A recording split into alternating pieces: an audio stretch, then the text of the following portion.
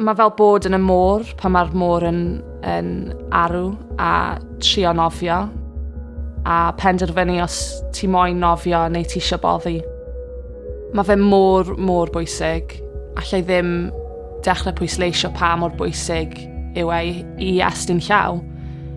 Mae'n teimlo fel bod rwy'n di roi law yng nghanol y môr a di tynnu chi allan a di roi chi nôl ar y ddaear yn saff. Mae fel blanced sy'n neud i ti teimlo'n saff. Mae'n teimlad gret i gwybod bod ti ddim ar ben dy hun a i gwybod bod pobl fanna i ti. Mae dad wastad wedi bod yn arwr i fi. Fi wastad wedi edrych lan iddo fe. Mae wedi gwneud i fi chwerthin mwy na gallai gyfri. Mae fe jyst yn rhoi cyngor onest iddo ti, i helpu ti. Mae pobl wedi helpu fi trwy estyn llaw, trwy wneud y pethau bach. Dyn ni'n mynd ar noson mas neu pryd o fwyd, cael jokes da'n gilydd.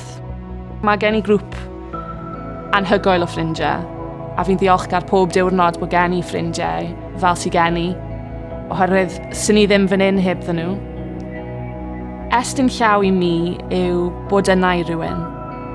Ond bod yn agored gyda rywun a rwy'n yn bod yn agored yn ôl. Fy enw i yw Anya a fi'n byw da iselder.